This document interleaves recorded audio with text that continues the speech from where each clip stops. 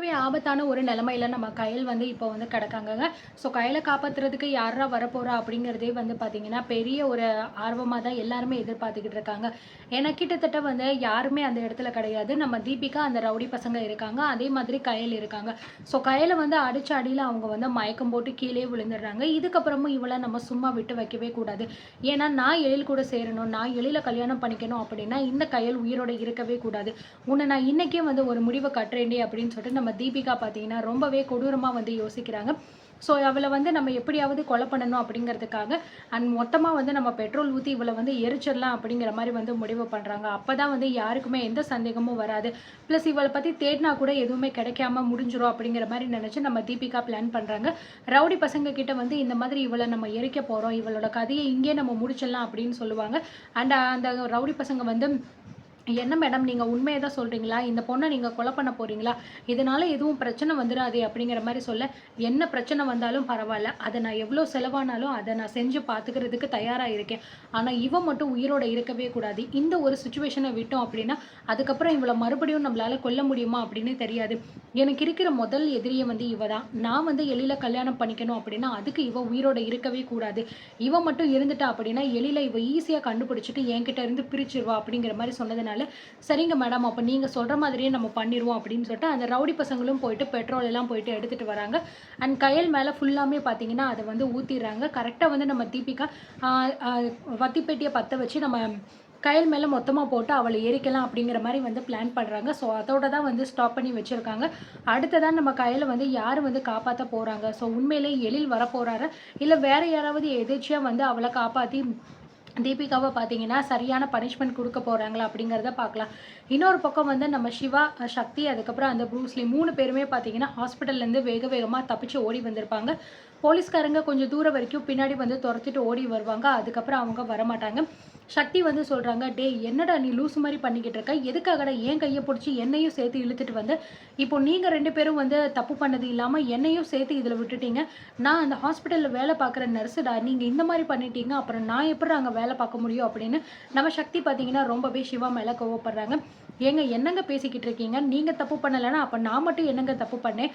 அந்த குழந்தையோட அம்மா தானே குழந்தைய என்கிட்ட கொடுத்துட்டு அவங்க உள்ளே போனாங்க. அதுக்கப்புறம் நான் வந்து பார்க்கும்போது அவங்க இல்லை. அப்போ அவங்க தேடின மாதிரி நாங்களும் தானே வந்து ஒவ்வொரு ஃப்ளோராக உட்காந்து தேடிக்கிட்டு இருந்தோம். அப்படி இருக்கும்போது போலீஸெல்லாம் கூட்டிகிட்டு வந்து எங்களை வந்து புள்ளைய கடத்தினா அப்படின்னு சொன்னால் எப்படி எங்களால் ஒத்துக்க முடியும்? நீங்களே சொல்லுங்கள், உங்களுக்கே தெரியுமா இல்லையா நான் அந்த குழந்தைய கடத்தினேனா, இல்லை அந்த குழந்தைய எங்கேயாவது இருந்து நான் எடுத்துகிட்டு வந்தேனா? அவங்க தான் என்கிட்ட கொடுத்தாங்கன்னு நான் உங்ககிட்ட தெளிவாக சொன்னேன் இல்லை அப்படின்னு சொல்லும்போது, இங்கே பாரு நீ சொல்கிறது எல்லாமே வந்து ஓகே தான், எனக்கு புரியுது. ஆனால் இந்த விஷயம் அவங்களுக்கு தெரியாதுல்ல, ஹாஸ்பிட்டலில் உள்ளவங்களுக்கோ போலீஸ்க்கோ யாருக்குமே தெரியாது. நம்ம பக்கம் உள்ள நியாயத்தை நம்ம அவங்கக்கிட்ட சொன்னால் தானே வந்து புரியும். அப்படி இல்லாமல் நீங்கள் குழந்தைய அங்கேயே கொடுத்துட்டு இப்படி ஓடி வந்துட்டா அப்போ உண்மை அப்படிங்கிற மாதிரி ஆயிராதா அப்படின்னு சொல்லும்போது, நீங்கள் சொல்கிறதெல்லாம் சரிதாங்க, ஆனால் நீங்கள் தானே சொன்னீங்க போலீஸ் வந்துட்டாங்க உங்களை அரெஸ்ட் பண்ண போகிறாங்க அப்படி இப்படின்னு சொல்லிட்டா அந்த பயத்தில் தான் ஓடி வந்துட்டோம் அப்படின்னு சொல்ல, ஸோ என்ன பண்ணுறது, உங்கள் 2 பேரையும் வச்சுக்கிட்டு ஒன்றுமே பண்ண முடியாது போல இருக்குது. இப்படி லூசுத்தனமான ஒரு காரியத்தை பண்ணிக்கிட்டு இருக்கீங்க. நீங்கள் 2 பேரும் ஓடி போனால் கூட பரவாயில்லடா, என்னையும் சேர்த்து வந்து நீ இழுத்துட்டு வந்துட்ட அப்படிங்கிற மாதிரி சொல்கிறாங்க. நம்ம சிவா பார்த்தீங்கன்னா, ஆமாங்க எப்பயுமே நான் உங்க கூட தான் இருக்க போறேன். அப்போ உங்கள சேர்த்து இழுத்துட்டு வரதுல என்ன தப்பு இருக்கு? நம்ம இதுக்கப்புறமும் இங்க நிக்க வேண்டாம். வாங்க நம்ம ஓடிடலாம் அப்படிங்கிற மாரி சொல்ல, என்னது மறுபடியும் ஓடுறதா? என்ன நீ எதுக்கு எடுத்தாலும் இப்படி ஓடுறதுலயே வந்து குறியா இருக்க? எந்த பிரச்சனையா இருந்தாலும் அத வந்து நின்னு ஃபேஸ் பண்ற தைரியம் கூட உனக்கு இல்லையா? அப்படின்னு கேட்கும்போது, இந்த புருஸ்லி வந்து என்ன சொல்லிக்கிட்டு இருக்கீங்க நீங்க? எங்க சிங்கத்த பார்த்தா இப்படி ஒரு கேள்விய கேட்டுட்டீங்க.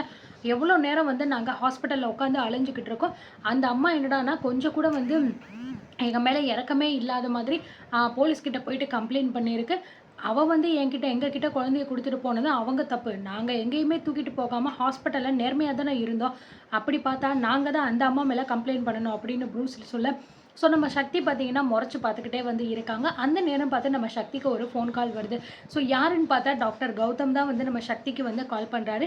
ஸோ அதை பார்த்து நம்ம சக்திக்கு ரொம்பவே வந்து ஷாக் ஆகுது. என்னங்க எதுக்காக ஃபோனை இப்படி பார்த்துக்கிட்டு இருக்கீங்க?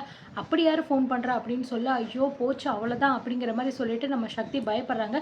என்னங்க என்ன ஆச்சு? யார் தான் ஃபோன் பண்ணுறா சொல்லுங்களேன் அப்படின்னு சொல்ல, வேற யார் அந்த டாக்டர் கௌதம் தான் வந்து ஃபோன் பண்ணிக்கிட்டு இருக்கா. சிசிடிவி கேமரால இந்நேரம் நடந்த விஷயங்களை பார்த்துருப்பாங்க. உன் கூட சேர்ந்து நானுமே ஓடி வந்த விஷயம் அங்கே தெரிஞ்சிருக்கும். கண்டிப்பாக வந்து இதில் என்னையும் சேர்த்து சொல்ல போகிறான். ஏற்கனவே அந்த கௌதம்னால பல பிரச்சனை எனக்கு அந்த ஹாஸ்பிட்டலில் இருக்குது. பத்தாததுக்கு எப்போடா அவன் என்ன பழி வாங்கலாம் அப்படின்னு காத்துக்கிட்டு இருக்கான் அப்படின்னு நம்ம சக்தி பார்த்தீங்கன்னா ரொம்பவே வந்து பயப்படுறாங்க.